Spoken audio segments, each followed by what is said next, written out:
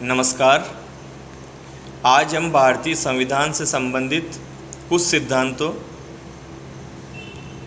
जिनमें पृथक्करणीयता का सिद्धांत यानी डॉक्ट्रिन ऑफ सेवरेबिलिटी,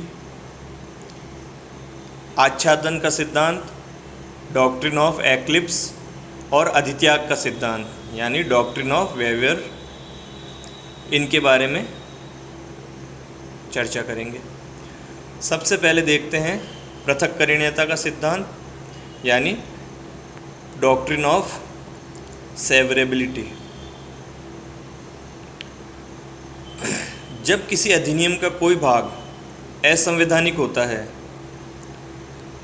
तो ये प्रश्न उठता है, क्या उस पूरे अधिनियम को ही अवैध घोषित कर दिया जाए या उस भाग को ही अवैध घोषित किया जाए जो संविधान के उपबंधों से असंगत है।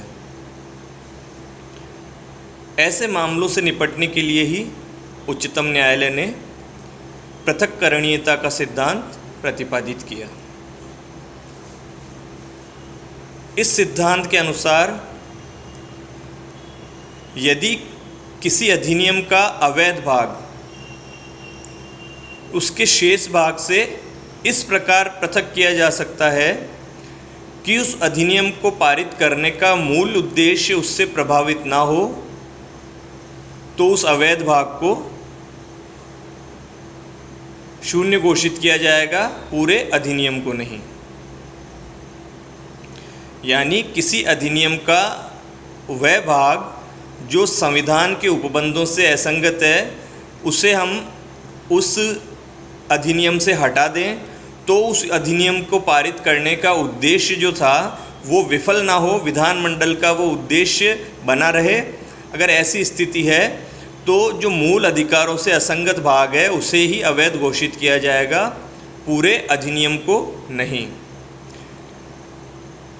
संविधान के अनुच्छेद 13 में जो वाक्यांश प्रयुक्त किया गया है, असंगति या विरोध की सीमा तक, इससे भी ये स्पष्ट हो जाता है कि पूरे अधिनियम को अवैध घोषित करना आवश्यक नहीं है, केवल वो भाग ही अवैध घोषित किया जाएगा, शून्य किया जाएगा जो मूल अधिकारों से असंगत है, मूल अधिकारों के विरोध में है। पृथक्करणीयता के सिद्धांत से संबंधित प्रमुख वाद है A.K. गोपालन बनाम मद्रास राज्य। इस वाद में निवारक निरोध अधिनियम 1950 की धारा 14 की संवैधानिकता को, की विधिमान्यता को चुनौती दी गई थी, जिसके द्वारा यानी इस धारा 14 के द्वारा किसी व्यक्ति की गिरफ्तारी विधिमान्य है या नहीं, न्यायालय द्वारा यह जांच करने की शक्ति ले ली गई थी। सुप्रीम कोर्ट ने अवलोकन करके यह पाया कि यदि धारा 14 को इस अधिनियम से हटा भी दिया जाए तो अधिनियम पारित करने का विधानमंडल का मूल उद्देश्य विफल नहीं होता है, उस पर कोई प्रभाव नहीं पड़ता है। अतएव धारा 14 को अवैध घोषित कर दिया गया और इससे संपूर्ण यानी जो शेष अधिनियम था उसकी विधिमान्यता पर कोई प्रभाव नहीं पड़ा और उस संपूर्ण अधिनियम को अवैध घोषित करने की आवश्यकता नहीं रही। इसी प्रकार बम्बई राज्य बनाम F.N. बलसारा के वाद में बम्बई प्रांत मद्य निषेध अधिनियम 1949 के कुछ उपबंधों को हटा देने से यानी उनको असंवैधानिक घोषित कर देने से शेष अधिनियम पर इसका कोई प्रभाव नहीं पड़ा था और वह वैध बना रहा था। अब इस सिद्धांत का एक अपवाद भी है। मान लें कि एक ऐसी स्थिति उत्पन्न हो जाए कि किसी अधिनियम के वैध और अवैध भाग को पृथक ही ना किया जा सके, यानी अगर अवैध भाग को हटा दिया जाए तो अधिनियम पारित करने का मूल उद्देश्य ही समाप्त हो जाएगा। तो ऐसी स्थिति में क्या होगा? तो यदि ऐसी स्थिति होती है कि अधिनियम के वैध और अवैध भाग को आपस में पृथक ना किया जा सके तो उस संपूर्ण अधिनियम को ही असंवैधानिक घोषित करना पड़ेगा, उसे ही अवैध घोषित करना पड़ेगा। इस मामले में विधानमंडल का आशय, यानी जिस आशय से विधानमंडल ने वो अधिनियम पारित किया है, वो आशय ही निर्णायक कसौटी है कि किसी अधिनियम के, किसी कानून के वैध अंश और अवैध अंश जो अवैध अंश घोषित किया गया है वो पृथक किए जाने योग्य है या नहीं। रोमेश थापर बनाम मद्रास राज्य के वाद में भी न्यायालय ने स्पष्ट रूप से ये कहा कि यदि दोनों भाग यानी वैध और अवैध भाग पृथक करने योग्य नहीं है तो पूरे अधिनियम को ही अवैध घोषित करना पड़ेगा। इसी प्रकार पृथक्करणीयता का सिद्धांत जो था RMDC बनाम भारत संघ के मामले में उच्चतम न्यायालय के समक्ष एक बार पुनः विचारार्थ प्रस्तुत हुआ। इस मामले में पुरस्कार प्रतियोगिता अधिनियम था, उसकी धारा 2 की संवैधानिकता पर आपत्ति उठाई गई थी।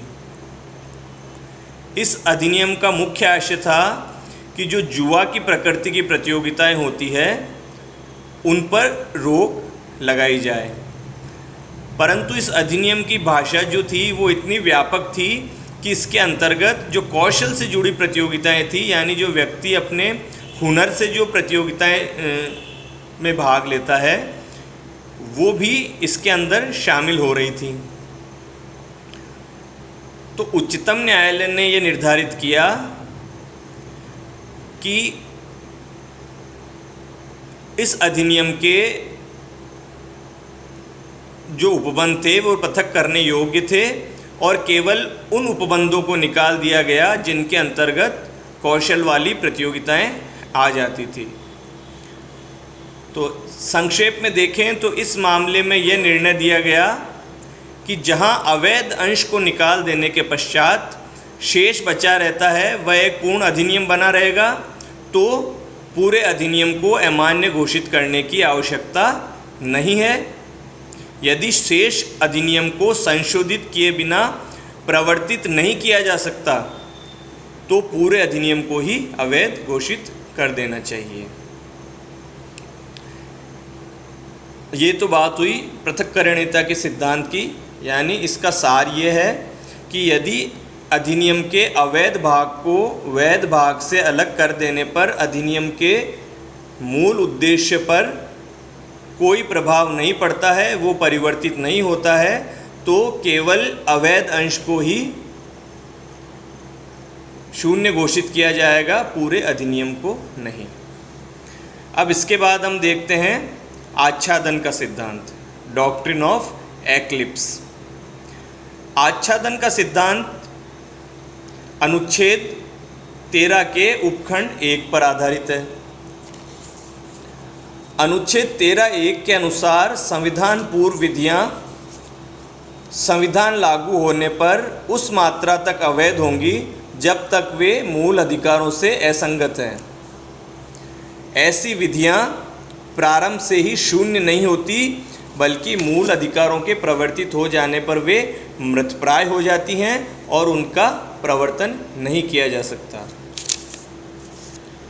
ऐसे कानून बिल्कुल लुप्त नहीं होते हैं, वे केवल मूल अधिकारों द्वारा आच्छादित हो जाते हैं यानी और सुषुप्तावस्था में रहते हैं। आच्छादन का जो शब्द का शाब्दिक अर्थ देखें, आच्छादन यानी किसी आवरण में ले लेना। इसको एक सामान्य उदाहरण से यूँ समझें, जैसे सूरज के चारों तरफ बादल आ जाते हैं तो सूर्य अस्त नहीं होता, वो कुछ समय के लिए उनसे आच्छादित हो जाता है और जैसे ही बादल हटते हैं सूर्य पुनः प्रकाशित हो जाता है। तो आच्छादन का सिद्धांत भी इसी तरह कार्य करता है। ऐसी विधियां जो संविधान लागू होने से पूर्व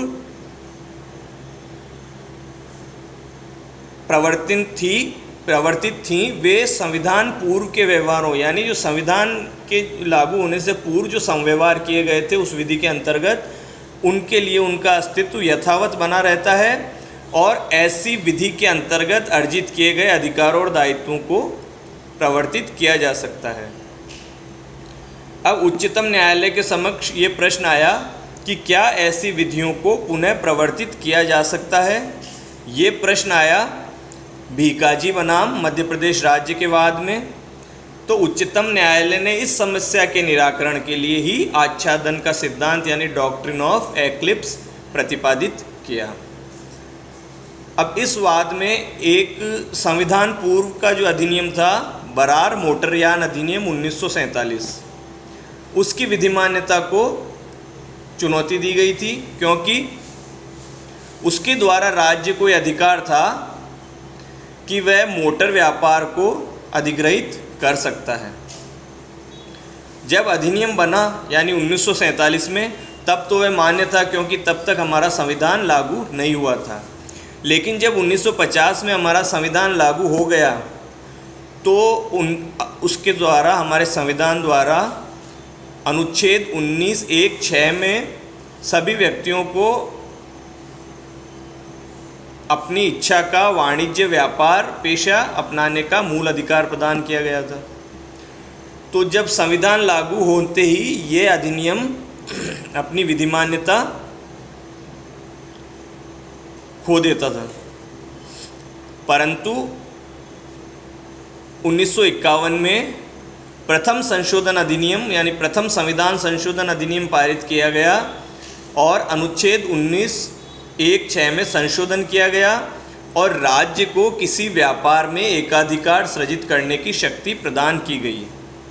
उच्चतम न्यायालय ने अभिनिर्धारित किया कि संशोधन के परिणाम स्वरूप मृतप्राय विधि यानी 1947 में जो राज्य को एकाधिकार प्रदान था किसी भी व्यापार को अधिग्रहित करने का, वह पुनः सजीव हो उठी है, क्योंकि संशोधन ने उस पर से मूल अधिकारों के आच्छादन को हटा लिया और विधि को सभी दोषों और अयोग्यताओं से निर्मुक्त कर दिया गया। ऐसी विधि कुछ समय के लिए मूल अधिकारों द्वारा आच्छादित हो जाती है, किंतु जैसे ही उस पर से आच्छादन हटा लिया जाता है, वह सजीव हो उठती है और उसी दिन से प्रवर्तनीय हो जाती है। ऐसी विधि को फिर से बनाने की आवश्यकता नहीं है। एक वाद सगीर अहमद बनाम उत्तर प्रदेश राज्य के मामले में उच्चतम न्यायालय ने अभिनिर्धारित किया कि आच्छादन का सिद्धांत संविधानोत्तर यानी संविधान लागू होने के बाद जो विधियां प्रवर्तित हुई हैं, विधियां जो कानून बने हैं, जो कानून अस्तित्व में आए हैं, उन पर लागू नहीं होता है। इसके बाद हम देखते हैं अधित्याग का सिद्धांत, डॉक्ट्रिन ऑफ वेबर। एक प्रश्न ये उठता है कि क्या कोई व्यक्ति अपनी इच्छा से मूल अधिकारों को त्याग सकता है। इस सिद्धांत में इसी बात का विवरण है। बेहराम खुर्शीद बनाम बम्बई राज्य के मामले में उच्चतम न्यायालय ने ये अभिनिर्धारित किया कि अधित्याग का सिद्धांत यानी अपनी इच्छा से अधिकारों को त्यागने का सिद्धांत जो अमेरिका के उच्चतम न्यायालय ने अमेरिका के संविधान की व्याख्या करने में लागू किया, वो हमारे संविधान के भाग 3 के उपबंधों का निर्वचन करने में लागू नहीं होगा। यानी अमेरिका के उच्चतम न्यायालय ने व्याख्या की है संविधान की कि कोई व्यक्ति अपने मूल अधिकारों को त्याग सकता है, जबकि भारत में जो संविधान के भाग 3 में जो मूल अधिकार दिए गए हैं उनका निर्वचन करने में यह अधित्याग का सिद्धांत लागू नहीं होगा। इसलिए कोई भी व्यक्ति अपने संवैधानिक अधिकारों को छोड़ने के लिए और अपने को दोषी बनाने के लिए स्वतंत्र नहीं है, क्योंकि मूल अधिकार केवल व्यक्तिगत हित के लिए ही नहीं है, बल्कि लोक नीति के आधार पर जनसाधारण के लिए संविधान में समाविष्ट किए गए हैं। अतः अधित्याग का सिद्धांत इन अधिकारों पर लागू नहीं होता है। एक व्यक्ति राज्य से यह नहीं कह सकता कि राज्य उसके प्रति भेदभाव का बर्ताव कर सकता है, यानी वो राज्य को इस बात की छूट नहीं दे सकता कि उसके साथ भेदभाव का बर्ताव राज्य द्वारा किया जाए तो वो कोई आपत्ति नहीं करेगा। क्यों? क्योंकि संविधान के अनुच्छेद 14 द्वारा सभी व्यक्तियों को समानता का अधिकार, मूल अधिकार प्रदान किया गया है। विशेषरनाथ बनाम इनकम टैक्स कमिश्नर के वाद में उच्चतम न्यायालय ने इस प्रश्न पर विस्तार से विचार किया और यह कहा कि ये संविधान द्वारा राज्य पर लगाए गए कर्तव्य, मूल अधिकार जो है संविधान द्वारा राज्य पर एक नकारात्मक दायित्व यानी राज्य पर एक कर्तव्य अधिरोपित करते हैं कि वो क्या नहीं करेगा और राज्य अपने आप को ऐसे कर्तव्यों से मुक्त नहीं कर सकता। न्यायालय ने स्पष्ट शब्दों में यह कहा कि अधित्याग का सिद्धांत जो अमेरिकन सिद्धांत है वो भारतीय संविधान में लागू नहीं होता है। आज के लिए इतना ही, धन्यवाद।